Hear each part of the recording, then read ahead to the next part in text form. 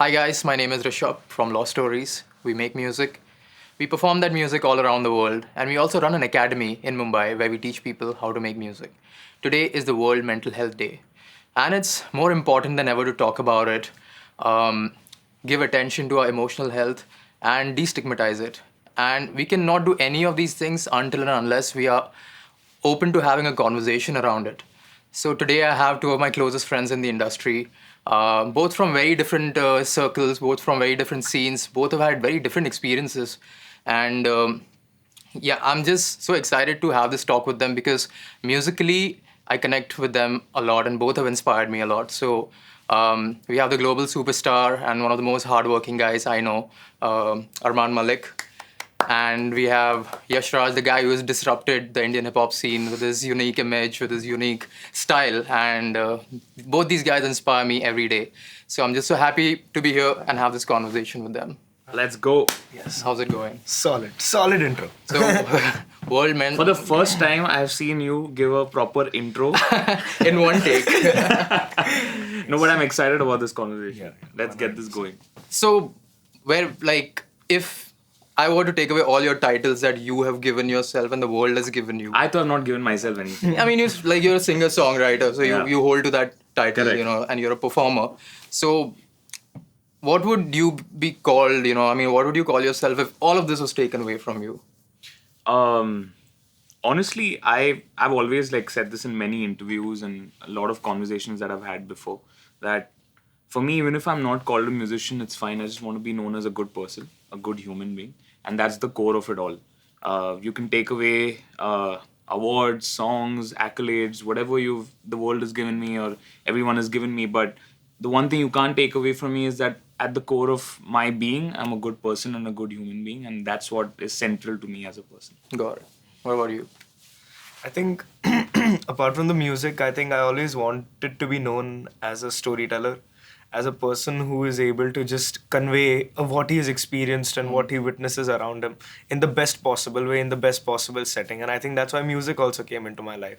So I think a storyteller is something that I really, really associate myself. These are things that I wouldn't call myself, but what I would call myself is an oversensitive, chronic overthinker. In that sense. In Got that it. sense. Got it. So that's what I meant. That again, a storyteller is a title, Right. that you've given yourself. I would term myself there's this very interesting term. It's called antisocial extrovert. I think that's what I am. I feel like I Start can using that. yeah, in public settings, I can manage to have conversations with people. I can, really just be there, have that energy out there. But I feel like I'm a very, very private person. I have my a public side to myself and a private side to myself. I think I relate to that. I just didn't know the word. Yeah, same here. Antisocial extrovert. Yeah. So I'm going to borrow that. Yeah. So where you guys at mentally? What last few months? What has the last few months done for you mentally? I was in a very messed up place a few months back. But in the last, I would say 4 to 5 months, I've really worked on myself and just found peace in letting go and not having a lot of attachments with the stuff that I'm doing.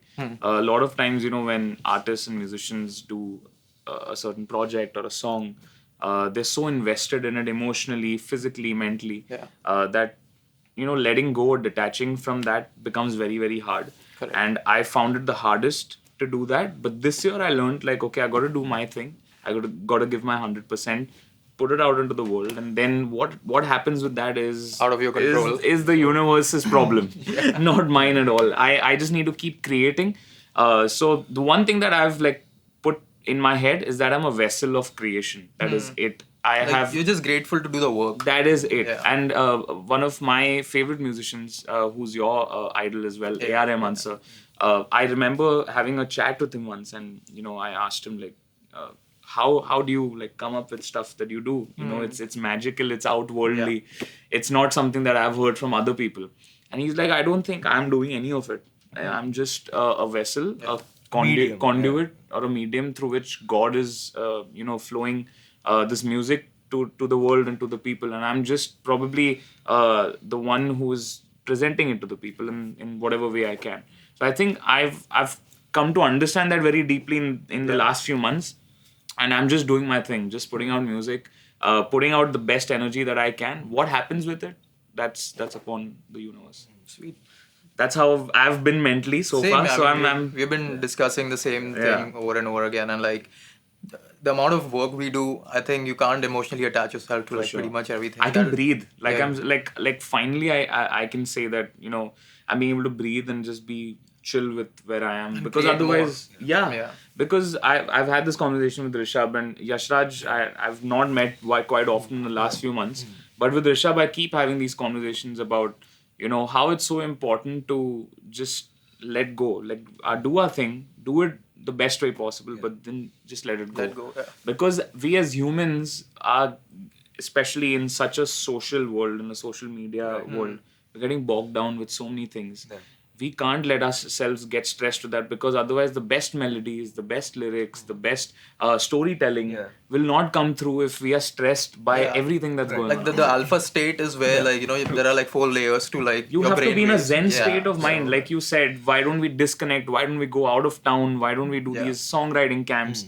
Go away from our usual setting where there's no like your phones, your social media thing that's going crazy on you. Yeah. That's where you get the realist music, the soul music that he has in him, I have in me, you have in you.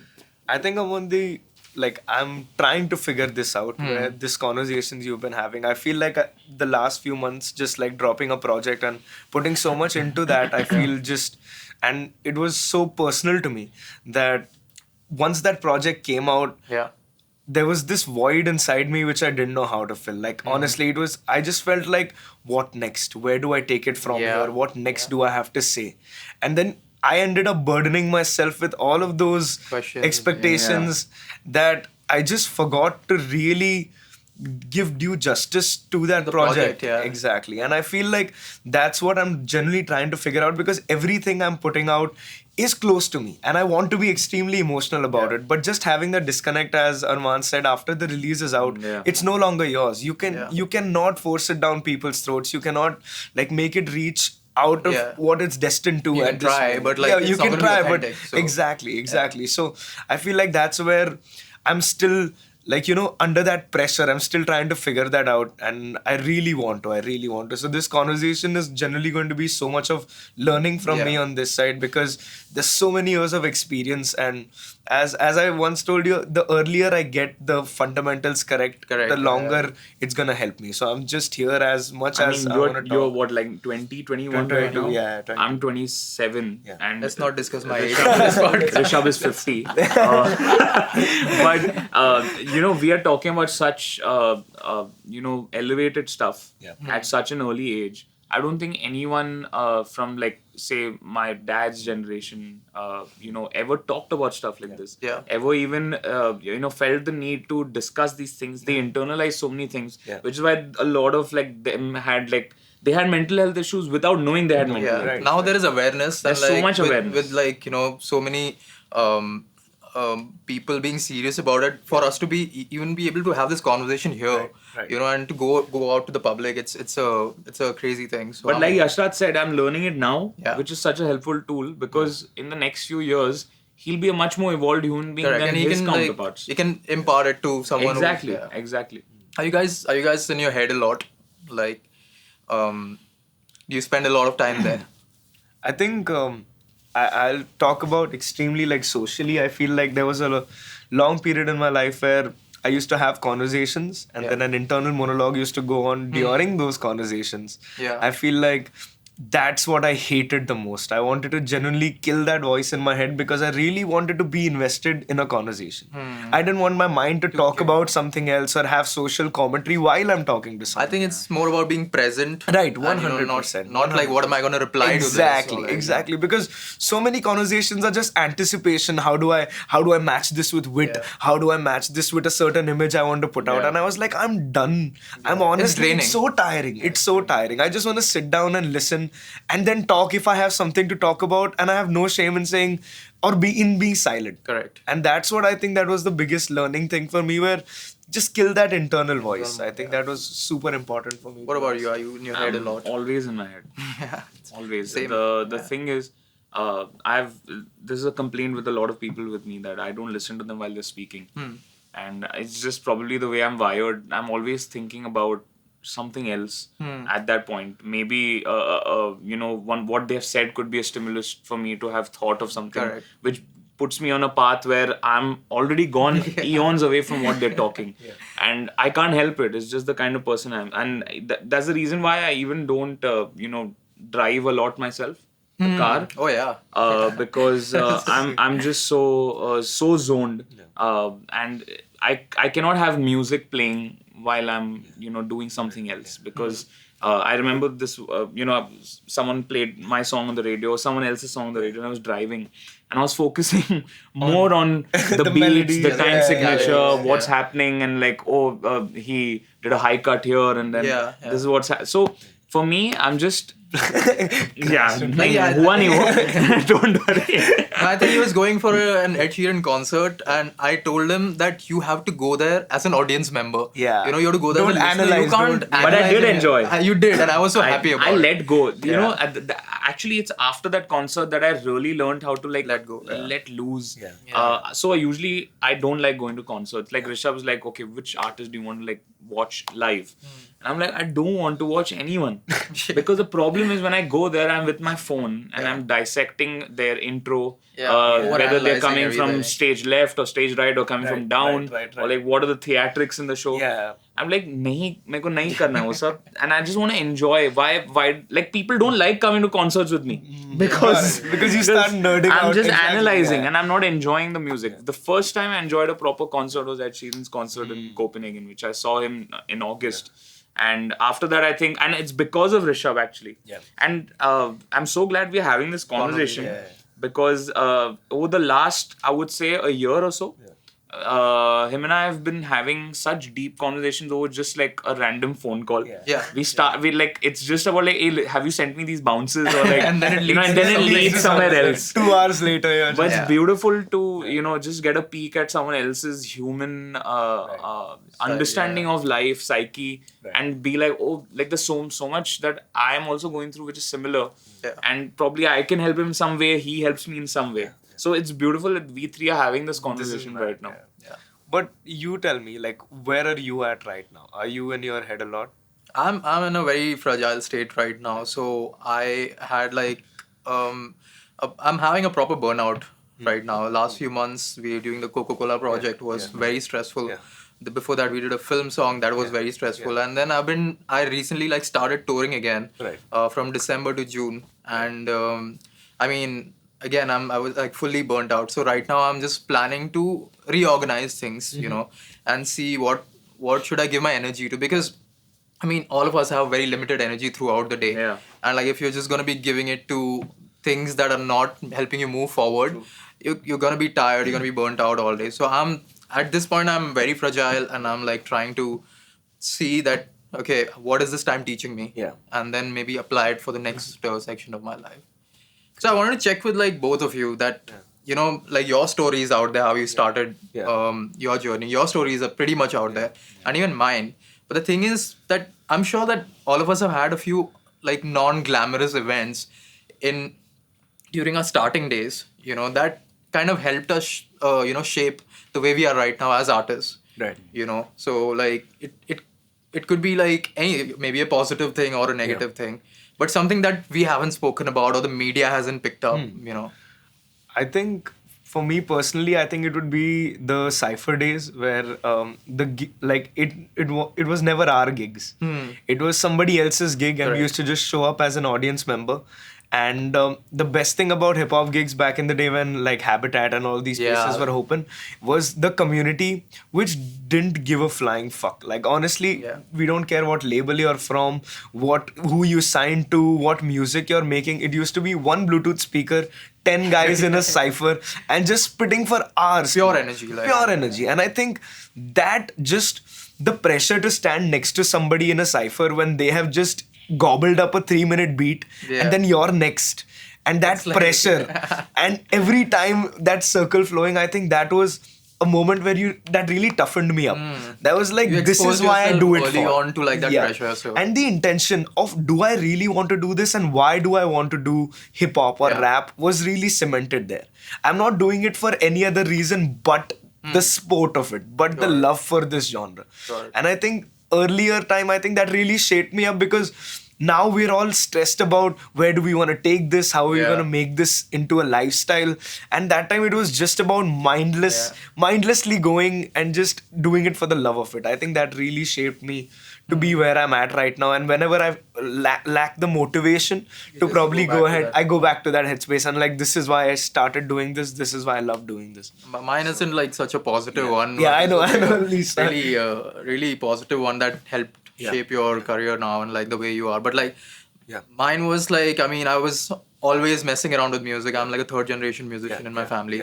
My dad's a musician, but I never learned anything from him. But like, all the music is like kind of hardwired in my brain, because we lived in like a very small room, like me, my mom, and my dad. And like every morning at like 5 or 6, he would wake up and do his riyaz, and like I would still be sleeping through it. But like, you know, like subconsciously I'm Subconsciously, percolating all of that, you know. And somehow like in school, I wanted to do something of my own. So I joined like music class in school, like all of us, like let's see what happens. And like I was so like disappointed, because the teacher would be like, "Tu to buddhu hai, you will never become a musician." And like, you know, he would demotivate me, because I was not interested in like the music theory, and I was composing my own stuff already back then. So that kind of gave me the enough fodder to like prove someone that, okay, you know what, something's gonna change. Either it's you or me, but like something's gonna change. And that's how I started like a little band in school, and then that happened. Like, I mean, after that, college band happened, and then electronica came into my life, and then, you know, like lost stories happened. So for me, that was like, that really helped shape my current this thing. So yeah. I think so. Like on that grounds, I think there's this one very interesting, like a tiny story. I picked up the guitar one summer vacation, and I started to learn it. And my mom, we got a guitar and everything. So I went to these classes. Yeah. So there was this sir I used to practice, and he said, the guitar frets are too big for your fingers. That happened to me as well. Yeah. But I was like, sir, let me practice. I'll do it. It's a new guitar. Mom has bought it and everything. He's like, no, go change it and everything. And I was like, it's a little difficult. But I continued the class for a week and everything. Yeah. And one day, I don't know for what reason, he really flipped at me. He's like, your mother's a very stubborn lady for not buying you a guitar. And that day, I think that's the first time I said "fuck you" at a very young age in my head. Now, so and you can play the guitar, you can like I can play some great 8 chords. But no, but at least that was my association with music, and I felt like I took that to my heart you need so like much. That disruptor in your early life. And I was like, if you call me stubborn or my family stubborn, I'll show it to you that I'm stubborn in my own way. You know, it was that. So it was very like, I remember one of those moments where I was like, fuck this dude, man. Even you've spoken a lot about like bullying, you know, and during school, and like you've been quite open about it, like on your Twitter and stuff. So I mean, like, how has that helped, you know, shape like the way you look at things now, and are you more empathetic towards like other people around you, and like even when you feel like other people around you are like, I wouldn't say like weaker compared to you, but are not in the best state to respond. You know, are you like more empathetic or like? It's funny that I actually. I meet some of the people who bullied me in school. It's the hardest flex. It's the hardest flex. Like, how do you like me now? Yeah, 100%. And I mean, I always, you know, when I was bullied in school, I always like said to myself that ek din main dikhaunga wala jo ek vibe hai. 100%. So that fire was really like fueled by that bullying that happened to me in school. Yeah. Even though at that point of time I was extremely crushed, my confidence was crushed. I was extremely sad. Not being able to make friends, not being able to be social, and a lot of them used to tease me because of my music and singing.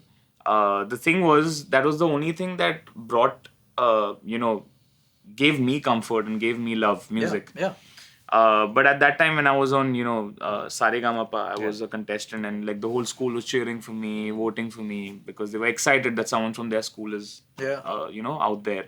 But obviously, my classmates started getting jealous. Oh, he's getting a lot of attention. Girls are going crazy for him, or whatever it was. So all of them collectively kind of like alienated me from like how groupism used to happen. I got it. So like I was just like shoved to the side and been like, okay, हाँ जो भी है तू side में रह types. So it got to a point where I was like, okay, maybe because I'm doing music and singing, these guys are not being friends with me. So I actually had this conversation with my mom. I was like, Mom, I think I should leave singing music क्योंकि उसके वजह से ही friends नहीं है मेरे पास. And she told me one thing. She was like, you have no idea that this is your biggest strength, and this is what's going to actually give a big slap on their faces a few years down the line. And you have no idea what this is what makes you you. And if you leave this, they are going to be they're going to win. Yeah. Exactly. So then the vengeance that I had after that, I was like, to hell with this shit, to hell with bullying or whatever it was. I was pretty much alone throughout high school. I had like friends, like okay, hi, hello, whatever, but no deep, meaningful like friends hanging out, going out. And obviously, I was from a very young age very busy doing recordings. And I used to take half days at school because I had a jingle recording in town, and I used to like finish my studies and go, and then on the way study back and stuff. So I've had a very busy childhood. I didn't get to make a lot of like personal social connections with like classmates and stuff. So music was my biggest friend, like my best friend. And like how much we owe to music, like we know each other because of like literally 100% of the things in my life are like there because of music. We are here having this conversation 100%. Because of music. I would be so alone if there was no music to be honest. Like, and it has helped me at times, when I started becoming successful. Then again, there came this one time where I was like, okay, I have music, I have me, but I'm still alone. That's a different challenge. Then you're like, okay, because I'm not in my own industry also. I have like acquaintances, collaborators. I don't have friends. I have friends here now. But there was a time where I was like, I don't have anyone to talk to. I don't have a Rishabh I can call and just be like, okay, this is what's happening in my life. And like, I'm like mentally in this place. So there are times as musicians you get very lonely. It's such a lonely, very lonely place, lonely especially whenever you're producing or recording. I feel if there is no one else in the studio with you, if you're comping your own vocals or if you're just working alone, no feedback, no affirmation. It's just, and you coming from a music family trained for all these years, I have nobody from music in my family. Dur. I can't imagine what that must feel. Like I had the best thing is I used to go to Amal and like play him something. I think that you still have like a musical family. I can't understand what that must have felt. I feel like there is so much of just like, is this even good? Does this even make sense anymore? Whenever I work on a song and if the mixing sessions go too long, I feel like the words lose meaning to me. That happens. They're just sounds now.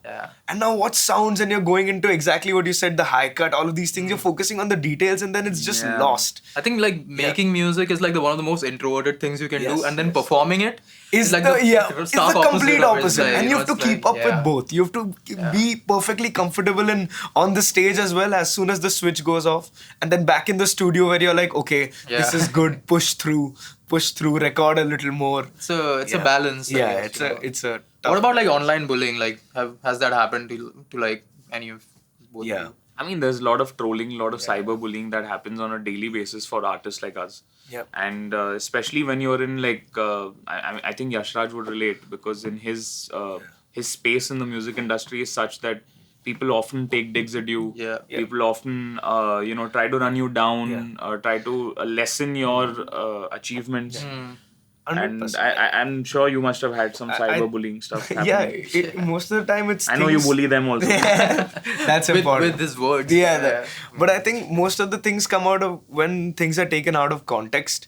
I feel that's when people really blow it up to another like Propose, whenever you see, whenever you talk on a podcast or you have an opinion about anything, there is somebody who will just want to run you over for the sake of it. Yeah. And which I've become comfortable with, which I've understood, and especially that is the hip hop culture where people, even the audience, gets involved actively. Correct. Yeah. Like you see Kanye fans right now, you see they're all writing paragraphs. Yeah, like, exactly. They're involved. Exactly. They're Obviously, proper involved, and wherever they're going, they'll follow them through all of these different social platforms. Yeah. So they're there. That the trash talking is real. It's you know, real, yeah. it's a sport. It's a sport. But I feel like the most comforting thing I have is just people around you that make you realize that phone के पीछे आदमी क्या रहता है और phone के सामने मतलब when you're in person, it's so nice to see when somebody who's been talking shit about you comes up to one of your shows and there's like भाई कैसे And a lot हो? of times, like you just reply to them and they're like, "Oh, you Oh, replied." yeah, you replied. This was just oh, for you're the human. reply. You're human. So And that's one thing. That's one thing which I really like.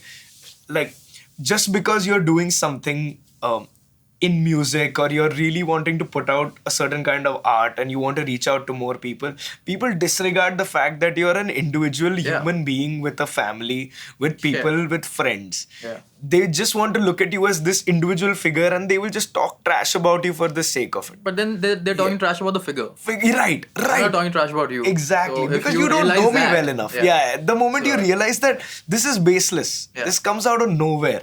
This comes out of the 3 pieces of information they have about me, the one song they've heard, Or and like that a section of the yeah, song. or of the section of the song they're like mid. It's like nah, bro. Like you don't know me that well to talk shit, and it's my responsibility not to take it personally. Personally, yeah. That's all. I have like a theory that the moment like we start charging for comments, negativity will go down because nobody will spend even a 50 cent to go and like let me write something bad about this guy because it's wasted. Once it's free, you will go ahead, you will write whatever you want. Right. And I till date have never left a negative comment on anything I've disliked. Yeah. Even Splitsvilla. Yeah. Nothing. Anything that I've disliked, I've never gone. It's a waste of my energy, right? True. So I think people's energies are in the wrong. You love place. Splitsvilla. That's like that's Got the me main- there, but like, I mean, my point is ki if you don't like something, move on. Don't listen. Yeah. Don't listen. Like you giving us the attention is making us win in some way or the other. 100%. So you're giving us the view. But haters are generally very lonely. They are like it's I feel actually sad for a lot of people who hate because and I also feel people like us or generally we give a lot of attention to negative energy. Right. Yeah. Which we shouldn't. We shouldn't.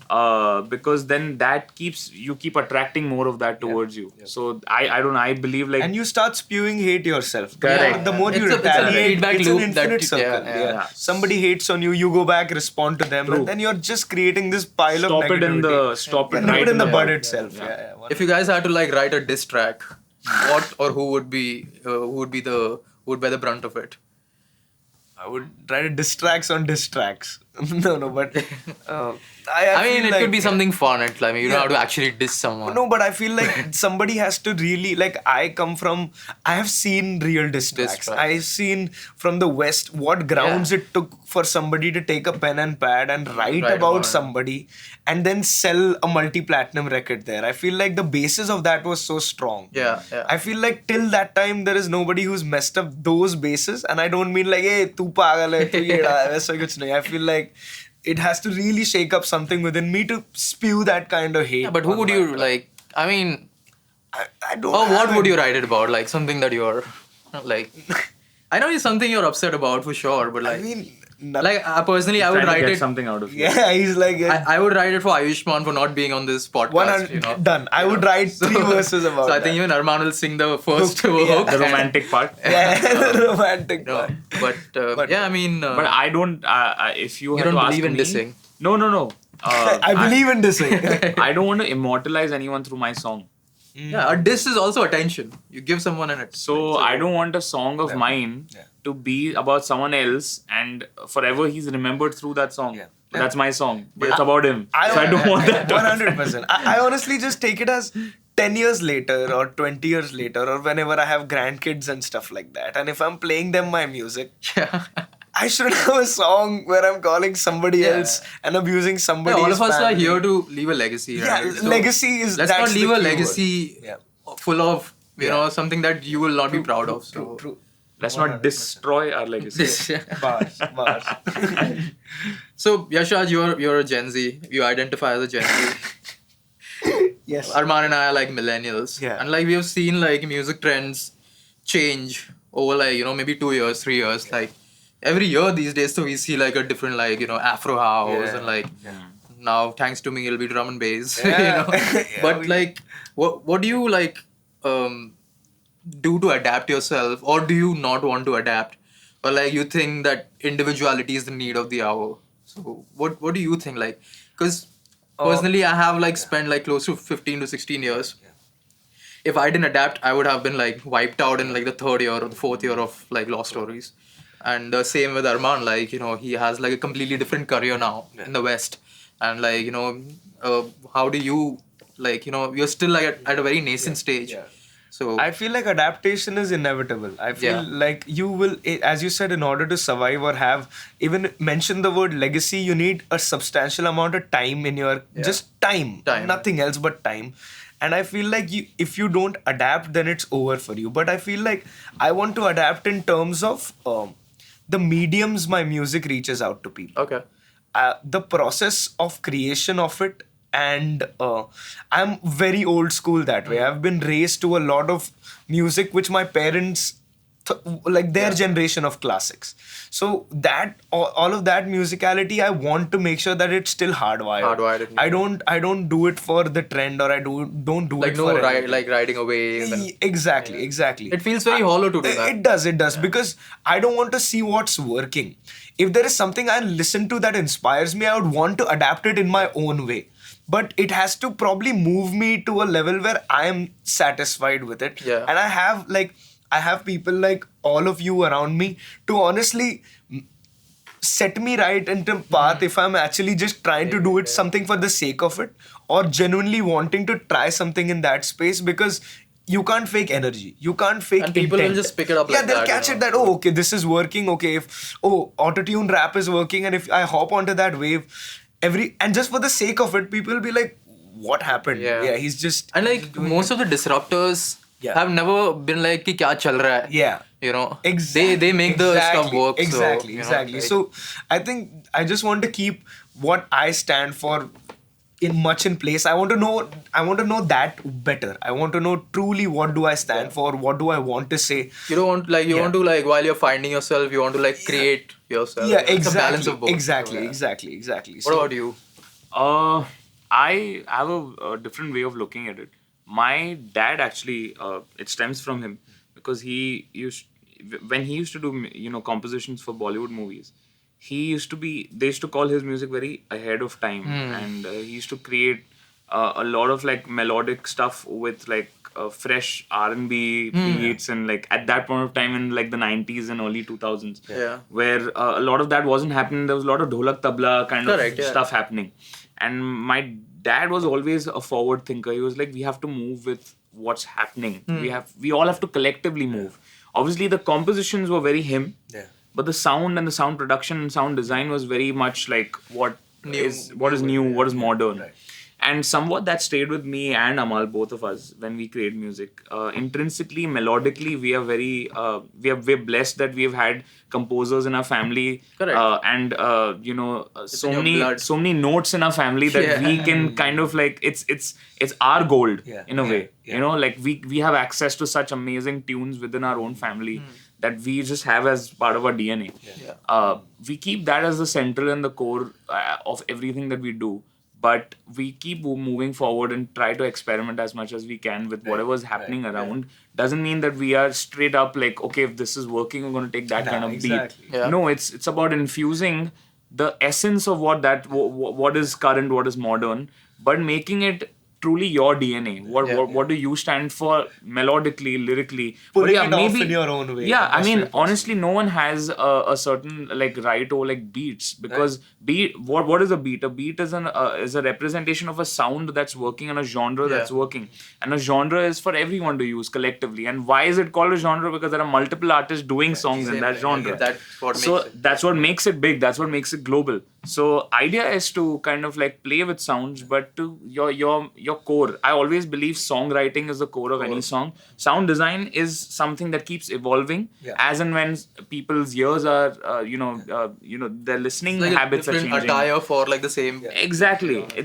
But the core, the human inside of the song is the songwriting, the melodics, the lyrics. Those are the things that we are very. It's very true to what we are as. Yeah, like back in the day on the forums, like this one of the signatures I read was that soul is not a VST. Yeah. You know, like you can't create it in a computer and 100%. stuff. So like that comes. But I wanted to ask you from a production standpoint, like the melodics or the lyrics we write on these instrumentals, and these instrumentals and production is such an important aspect of what you were talking about, is what's working or what's not working, what genre is working or not.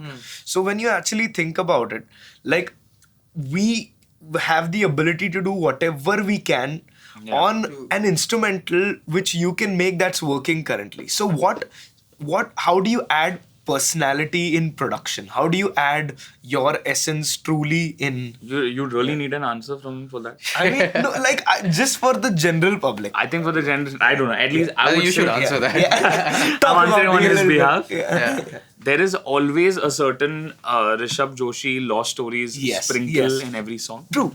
Despite it being a drum and bass song, Yeah. or it's a EDM proper, house song, or it's a R&B hip hop kind of a song. Yeah. There's a flute. There's a flute. Yeah. there's something that's slightly ahead of its time. There is that there's a label will reject.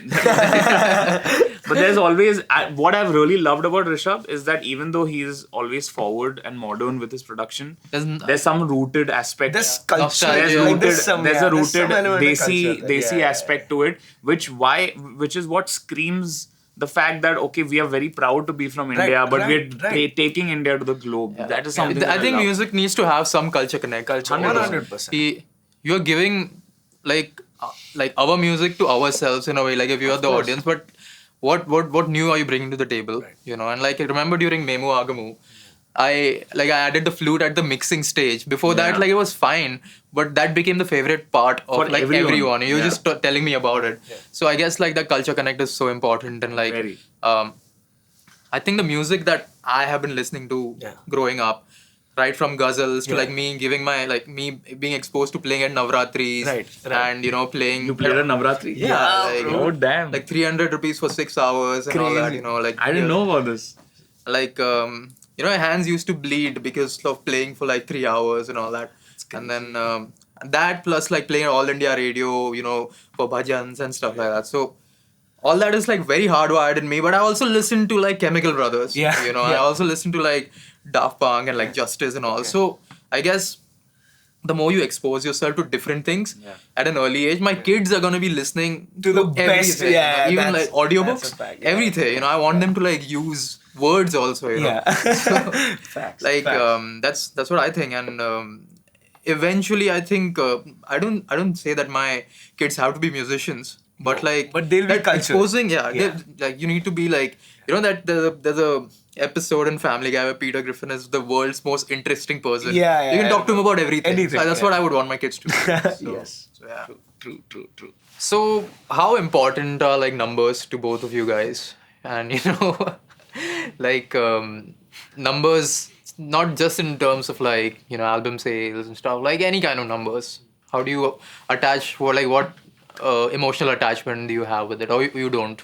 I'm going to be very honest. If I'm going to act all high and mighty, there's no point. But somewhere deep down, I think that was the only possible way of understanding, because I started dropping a lot of music during the lockdown, and all I saw was digits. All my gratification, all my validation or my appreciation or negative comments, like obviously you read them online, but it was all numbers. It was all ones and zeros and whatever happens there. And I feel like I hate that. I genuinely hate that. I hate why numbers affect me so much. I hate why when I tell myself I have zero expectations. But somewhere deep down I know I'm lying to myself. I know that I want a certain song to probably reach out to a few more people.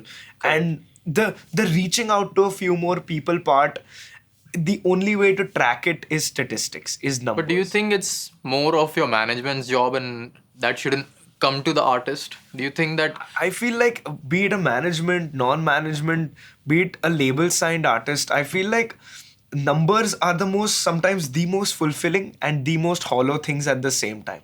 Correct. It depends on how you look at it. Exactly. Now, I know so many artists with probably millions of streams that have 10 people on their shows. Correct. Yeah. And There's I know no conversion. and there's no conversion of sorts. And if I know people who have 100 streams and all those 100 people show up for their Correct, shows. yeah.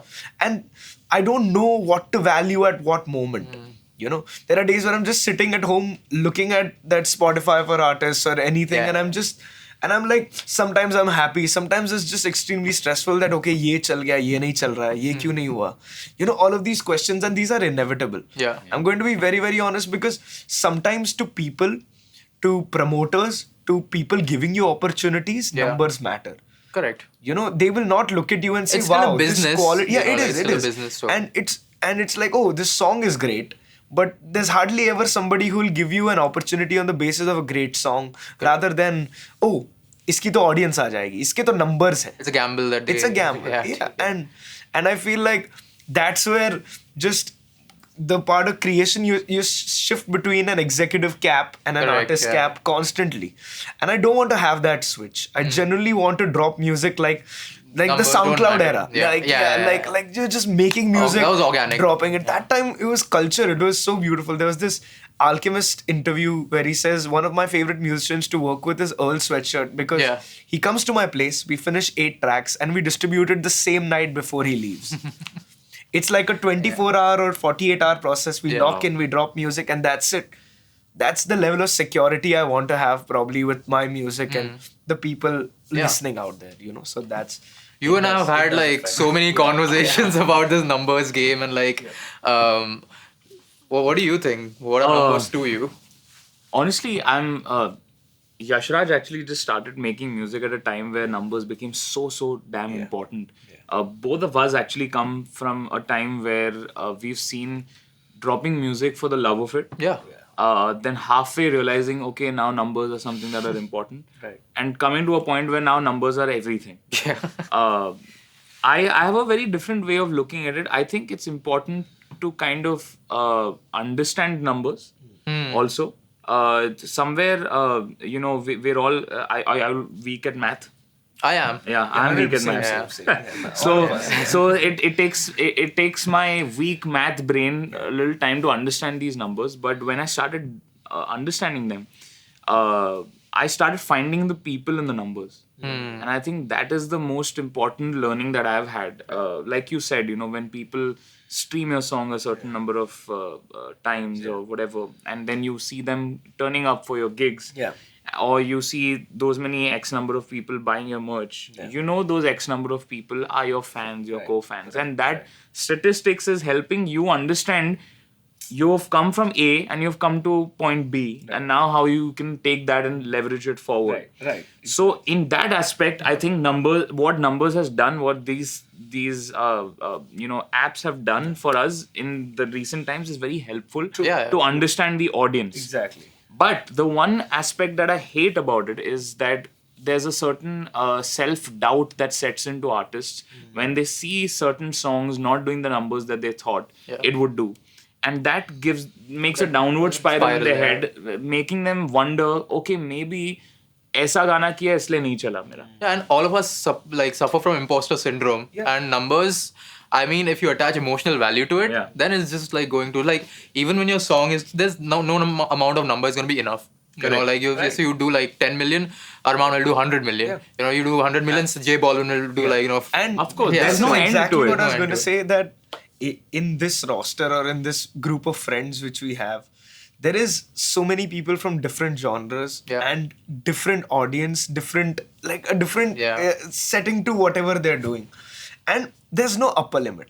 That's one thing I've realized. I might look at a Rishabh's Spotify and be like, man, those are crazy numbers. We look at Zayden looks at Anup looks at you.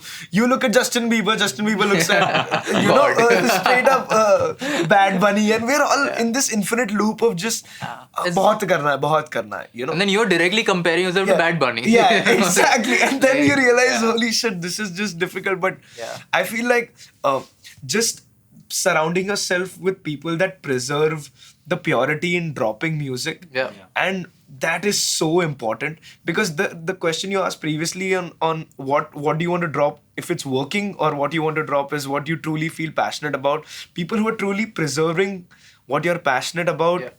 are so important in your life. And I feel like that's the most important thing in music. Why music and a lot of genres are lacking personality Correct. is because everybody wants to do what's working and what the other person will get numbers from. Yeah. And you're just afraid of taking that risk, afraid of just standing your ground for a few more months or for a few more years, I guess. And you're afraid to work, you know, Exactly. और कितना काम करना पड़ेगा, and like you people don't want to pay their dues, and they want to like just get what every other guy in their vicinity is getting, And I think that also from generation to generation changes. Like the kind of work Armaan has put in, the kind of work you have put in, probably compared, like when you look at it, it'll be like Yashraj ko to easily mila hoga. But that's what we discussed this, that when I started making music, a lot of my seniors were like straight up like hating. What are these guys? Ye music hai, whatever. And I told Prayag that there'll never be a time when I'll become one of those people that I'll be like, ki I'll start hating on like the whatever. And then I found myself doing that. I found myself doing that. This was before I met you. This I was like, what are these people making? Like, is this even music? Like whatever. And then I forgot that it's a endless cycle.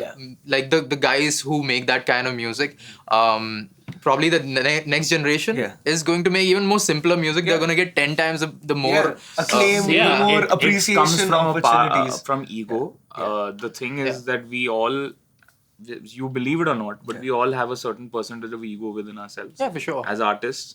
And I've seen that ego just lessen over the years. From my dad's generation, I've seen composers, music directors, singers, everyone having so much ego. Like, okay, no, I have to. मेरे से better कोई नहीं हो सकता है. इन लोग क्या काम कर रहे हैं इन लोग. This is not the kind of music. But there have been forward thinkers. I remember I sat down with my dad actually one day, and then he was. He's always on the lookout, even today. Okay. I see him at home and he's in the studio. He's working with young programmers and young singers who are probably not even like, they've not even done their first song. Wow. And he's just listening to what they're making. And he's listening to what music is happening. And I was like, Dad, what's happening? What are you up to? Like, what if I don't know what's up with what's happening in the new space. I'm learning. And I was like, dude, that's so crazy, because that's what we should be doing. You cannot at every stage be like, okay, I am so and so. I'm not going to learn from so and so. True. I'm learning from Yashraj. I'm learning from you. We are learning from each other. We're learning from people who are younger than us also. I'm like listening to 16, 17-year-olds and what they're listening to and what they're making. And it's brilliant. And some of it doesn't make sense to me. I'll be very honest. It's different. Very honest. I'm like, okay, a certain Armaan inside me is like, ye kya hai? And then you quieten that Armaan. I quieten that Armaan. I'm like, side mein bet. Let me listen to why is it that these Let's guys step into the shoes and really understand. Why is it making them click? Why is it making them feel so good?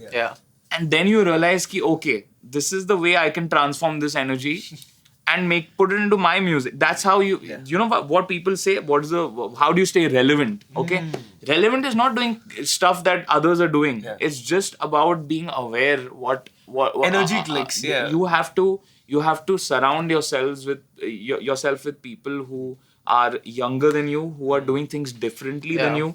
That's when you stay relevant. That's when you understand. Being relevant also has a lot to do with not only learning new things, but unlearning a lot of things course. that you've been programmed to like.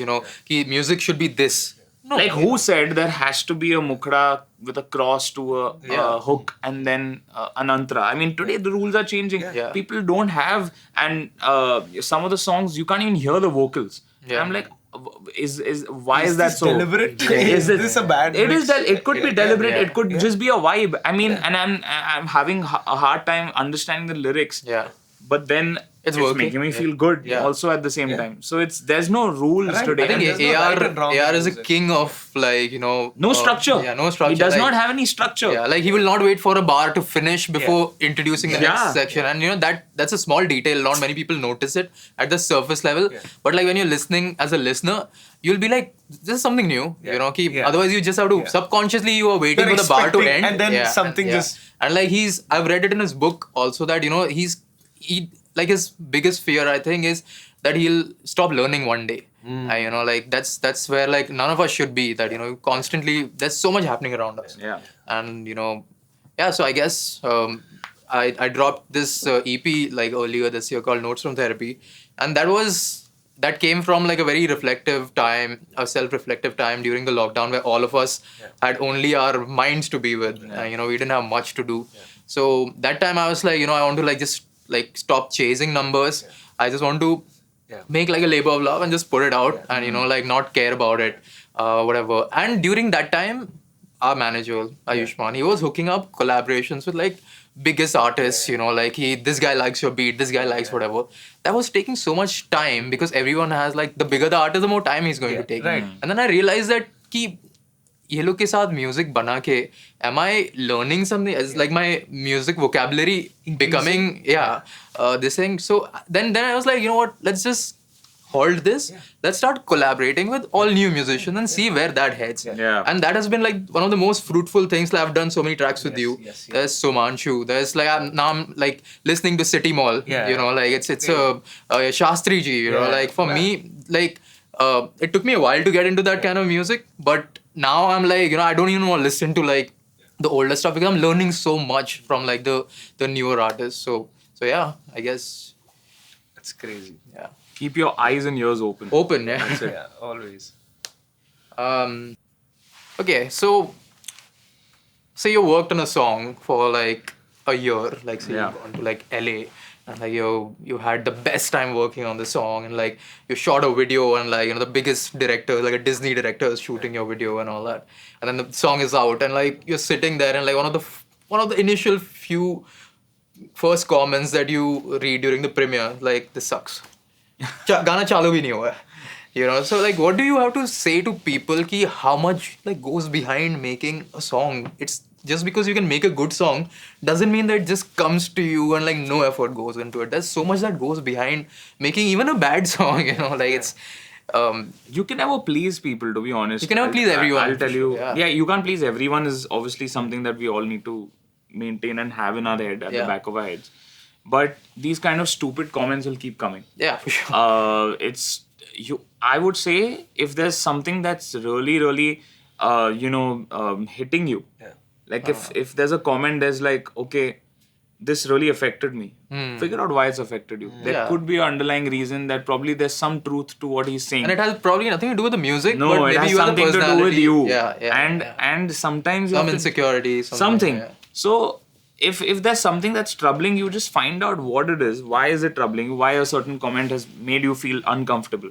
Some of them want to make you uncomfortable for no damn reason. No reason. Sure. But there are certain things that could help you in your music making process going forward.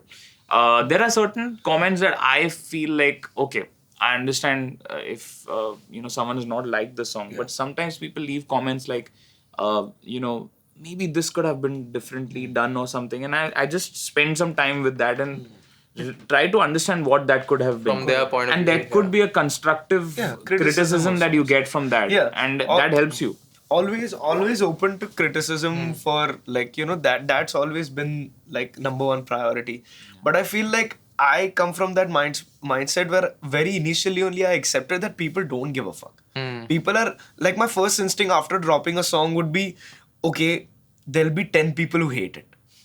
If I can convert one of them to like this new song, I enter a new release with a negative mindset, which probably I don't know, should it's very change. healthy, but It's really not. But I know that like, okay, You're this just is trying to me, preserve this is your feelings. Yeah, I'm just like, this is me. I've put it out. Not a lot of people are gonna like it. Then anything that happens after it is a bonus. Yeah, anything after negative is like, okay. Even if it's 0, it's like, okay, good. Yeah. At least hate nahi aaya. Yeah. At least ye nahi aaya. But I feel like that's one thing which I feel like once you build that connection with your people, with that audience you have, and I feel like that's when, even after a million positive comments, when that one bad comment is affecting you, then it's an issue in you. Yeah, for sure. You know, like somebody will just, some people are just trying to be different. They're just trying to hate for the sake of it. Yeah. Or they're probably on a different wavelength for now. Yeah. And I don't think any of us are making music for, at least for the three of us, I can guarantee that next 2 हफ्तों के लिए ये गाना चल गया तो great है. No. We're thinking about when we revisit this after 5-6 years, will this still be fresh? Will the things what I've Like spoken 10 years later, if someone listens to our songs, it should be like, ये 2015 में बना था. Exactly. That's what we do, right? With like people like Zed and like you do with Kendrick. 100%. You know, like 100%. so yeah. What about touring? Like what's like? I've been touring for like last 15 years. Prayag has been touring for like last 15 years. You've been touring, like you've done a world tour. Yeah. You've just started touring. Yes. So like I want to know like from both of you that, you know, how different it is, and like do you still enjoy it? And like because I know like touring is a big part of being an artist. Yeah. Because you made the songs, but now you want to go perform it to the people. The energy there is a different energy. Correct. And all of us always have like this switch flip key, you know, no matter what jagda we have had before, right before the set. Yeah. I think you also, when you had like a little bit of an incident before one of your shows, where you rammed into something, but then you went and you performed like nothing happened. Correct. So all of us as artists, we have a switch that once it's on, you are a different person, whatever. But like, you've just started touring, so I want to know like what's your take on like touring? I'm all energetic right now. I feel I He's know, giving it his all. Yeah. I know so many experienced musicians. so jealous and No, but y'all have been doing it for so long, and I'm just entering this space, and I really want to do it. He's right. basically a kid who's just discovered So what is excited. candid. Yeah, like and it's like I've been on stage for different things before this, but having my own music, singing it. Don't worry, lyric for तुम्हारे lyric, cake में पत्थर मिलेगा तुम्हें. मुझे वही है, मुझे पत्थर अवॉइड करना है, बट जब तक मैं हूँ, I feel like stage पे I think I feel free. I just feel like I just want to go there, perform my heart out, and keep in mind what y'all have really fit into my head, like basically having better schedules. The night before the show, get a like Good don't night's sleep. abuse your body just because your I burnout know- is on you. Yeah, You know, exactly. it's on no one else. And I realize that I am young. I am able to do a lot of things. I'm able to not sleep for 3 nights, still perform a show, then go back to back. I can do all of those things. But should you? in the long, exactly. In the long run, when I see कि your body will wear down after a point. You will get anxiety. You will, small things will start affecting you. And you see those symptoms here and there. And you probably, brush it under the rug for now. Yeah, but that drug is going to get pulled one day Exactly. and it's going to be a big mess. So I feel like that's what I really want to balance. I feel like taking super early morning flights and then not sleeping the whole day and performing the night of the show. I see how I feel during the show. I'm probably not as present or not feeling it as I usually do. It's just the basic way of body's functioning. Exactly. If you're not giving it optimum rest and I want to make those things better. I want to hope that sound checks happen a little at good timings and all of those things. But for now, very honestly, I'm just pumped. I'm in that. So I mean, like I come to your shows to feel younger. These days, like as a part of the audience. And like, I mean, for you, like for me, it's like I have to go put in a pen drive and like perform. But for you, it's a whole different thing. Like that explains a lot. Rehearsals and like traveling with a band.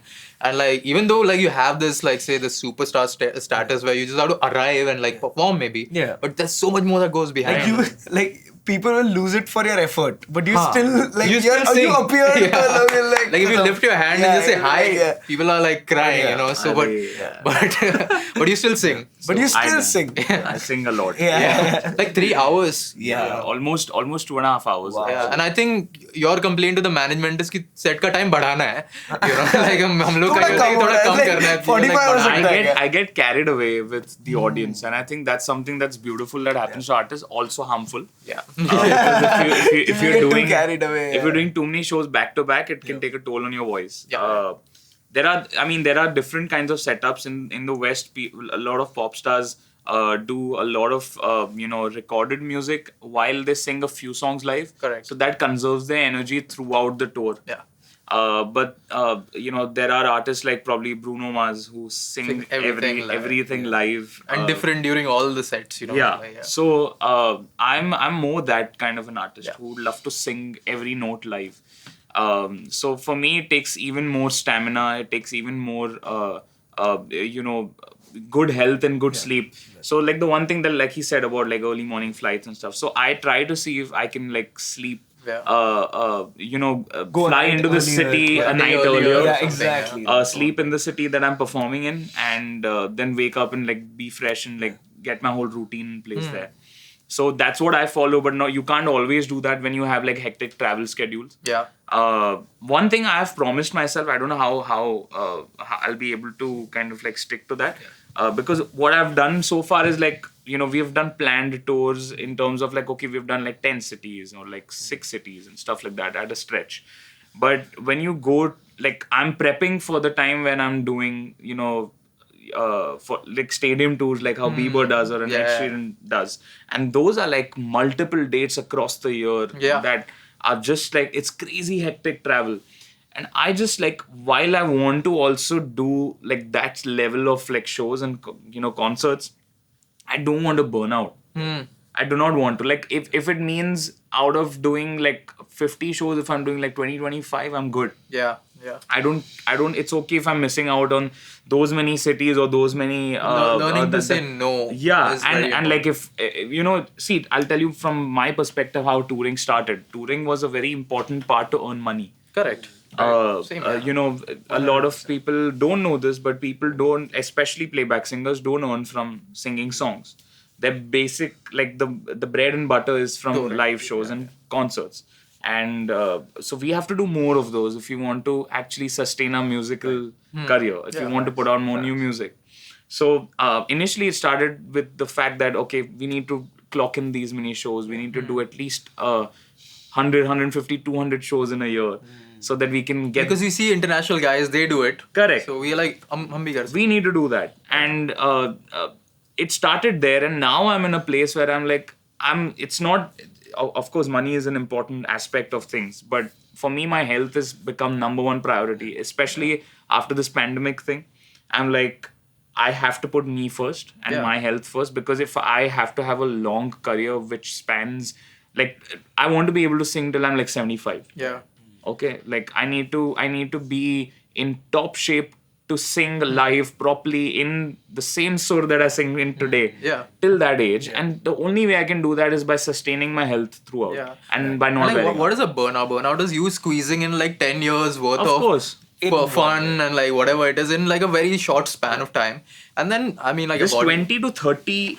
This decade that's there, right? That's the most crucial, which sets like your 100%. your schedule for your life. Right. And if you mess up your health in these years, like a lot of people say, have fun. Yeah, don't not have fun. I'm not saying that, but just know what thresholds you have. Right. Know what is the safe space of like where I can extend a little bit. That bio individuality plays such a crucial Very role. important. Koi aur kar sakta hai doesn't mean like you can also do, or maybe you can do much more. Yeah, 100%. But you need to know yourself first and all. So even with me, I'm burnt out. And touring and performing is something that is such an integral part of. But are me. you burnt out because of touring, or is it burnt out by a lot of other things? Because I feel like there It's could be a a lot bunch of other things also, but touring is because it's become stressful for me now. Okay. Catching a flight, going and like performing the show, and like earlier कि लोग कम आते थे the problem था, अब लोग ज़्यादा आ रहे, like something that I've never known the performance anxiety. मेरे को कभी होता नहीं था. Now the more people come, you have performance anxiety. now I've started. I'm like learning different patterns which I want to like completely destroy. Like negative patterns are seeping in. Like when I tell like my immediate team members that I don't want to perform anymore. Yeah. Even they are like, this is all you do. Like what is a Rishabh without DJing? So for me, like right now, I can't even think that like add like chronic fatigue to this, add anxiety issues to this, and there is like so much there's sadness that I'm not being able to do it, because for me because you enjoyed doing this at one point. it's touring was like it was like the elixir of life, you know, it like kept you going, you know, no matter how tired you are. Ki kal dusra show hai, you know, you know, tomorrow will be epic. एक और करते हैं. Yeah, so for me, it was not learning to say no. Ending up doing like a lot of things that don't add value, but just doing it for the bank sometimes, which is fine, I guess. Like, you know, if like during pandemic when there were no incomes, you know, like shows was the first thing you could think of. right. Yeah. So at this point of time, I don't like, I'm gonna like finish the commitments I have, Right. and I'm also gonna take a break and like reevaluate, like, you know, how can, like, according to you, I also want to know, like, what do you think like managers, promoters, organizers can do to like make tour life better for like a traveling musician, you know? I think the first very important thing is for an artist and a manager or a team to kind of sit down and talk about the kind of artist you are and the artist you want to be. Huh. A lot of people don't have these very initial conversations about, okay, what kind of artist do you want to be? Do you want to be someone who tours a lot? Yeah. Or do you want it to be a mix of Studio you making music, music? yeah. Or do you want to tour, you know, half the year you want to make music, half the year you Yeah. want to tour? Or you want to keep making music and probably do very few shows where your core fans come and you just like play that music for them. So that conversation a lot of people very don't have. People don't have that level of like in-depth thing. Ki, I want to get into Rishabh to understand what is his mindset, where is he at right Yeah. now, and it's just about just finding that formula for each artist. Every artist is different. Everyone's DNA is different. Like I enjoy not touring every time. Like I want my half of the year to be in like making music, Yeah. Right. creating content for myself, and then next half of the year I want to spend performing that. And in between that, I want 2 months of just me not doing anything.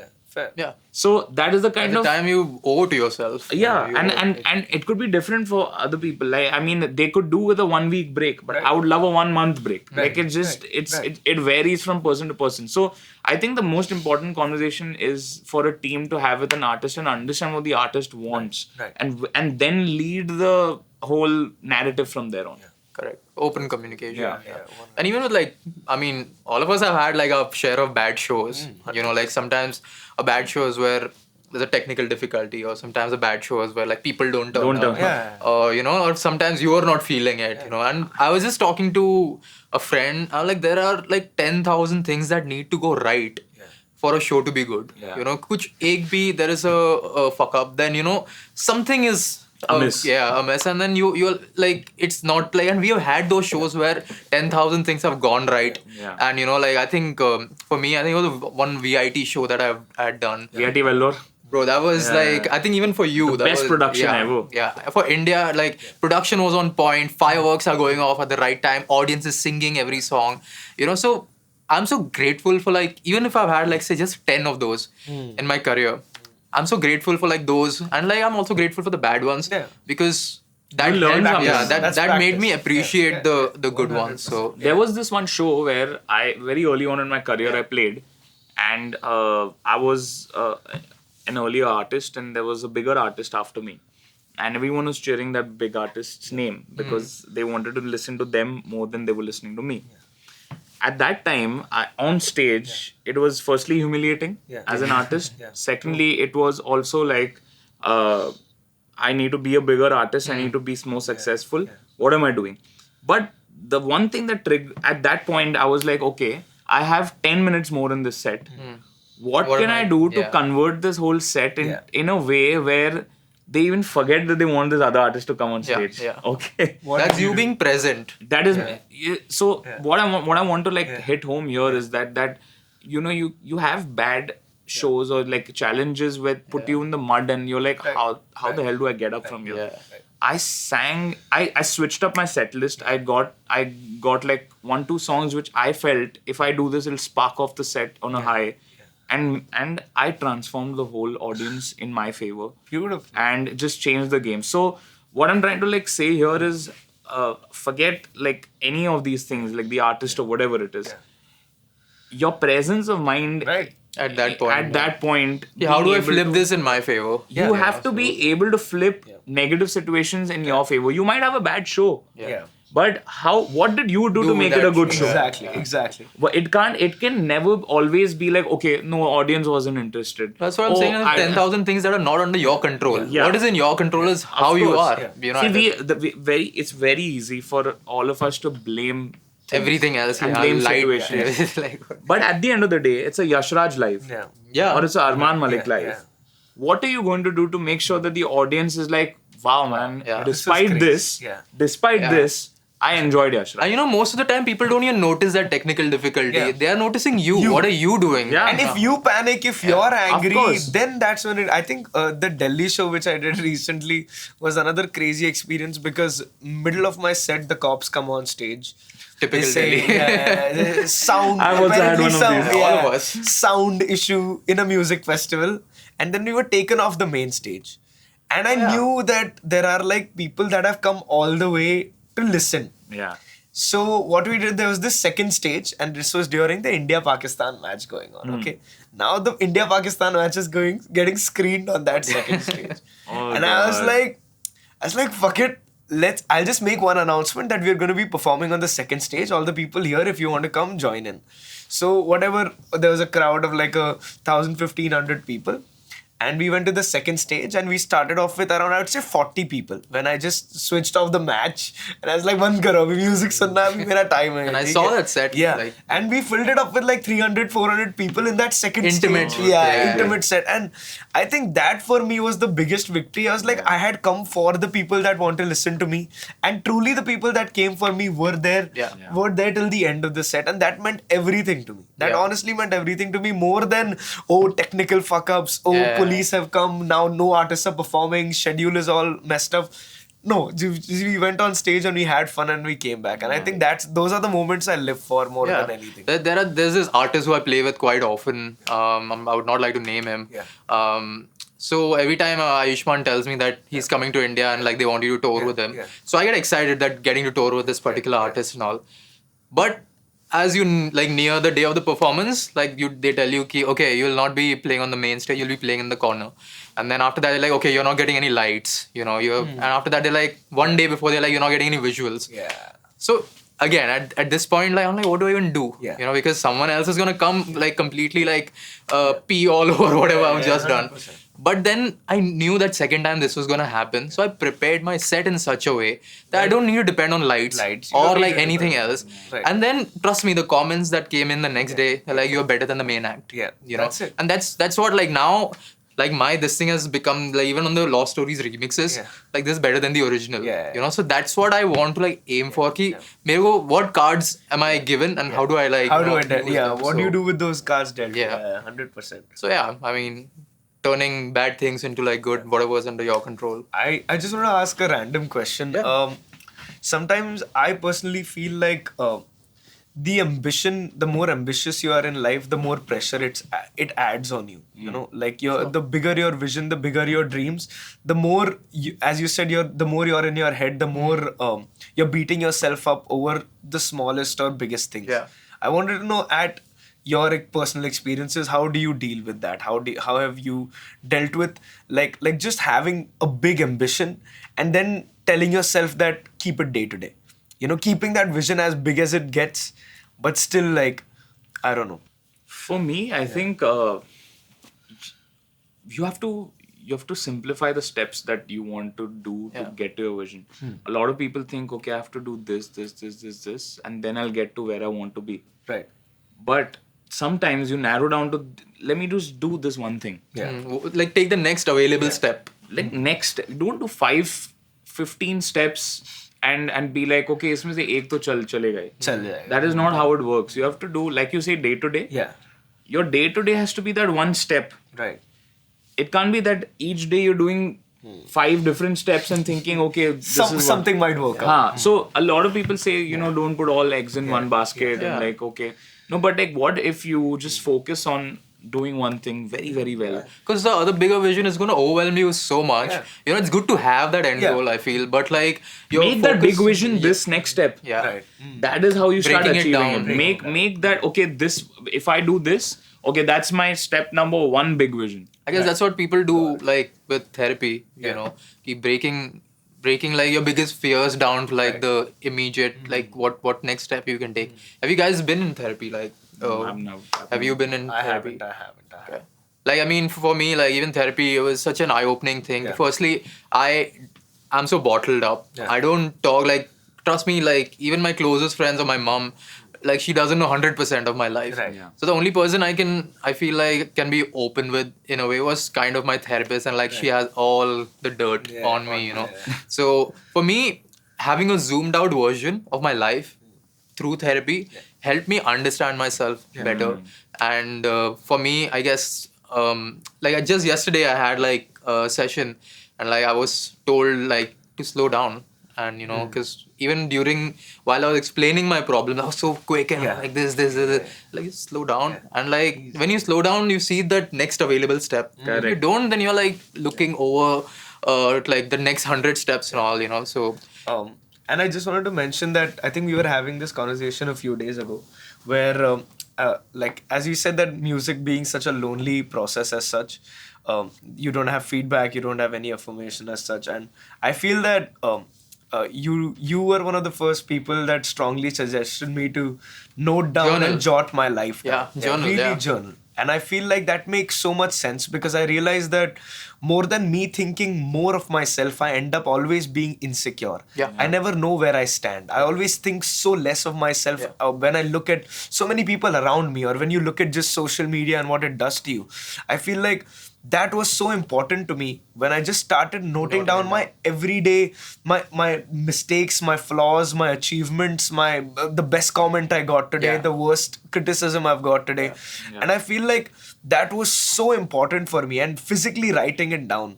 Got it. Yeah. That was just, you truly know where you stand, and factually you know where you stand. Yeah. You don't, there is no, It's you're not relying on imagination. opinion. Yeah. There is nothing in your head. Yeah, it's And facts. Yeah, and that was genuinely, like, I would suggest that to all the people listening also. I feel that really changes how you think of yourself, what your self-perception is. So I think that really, really helped me.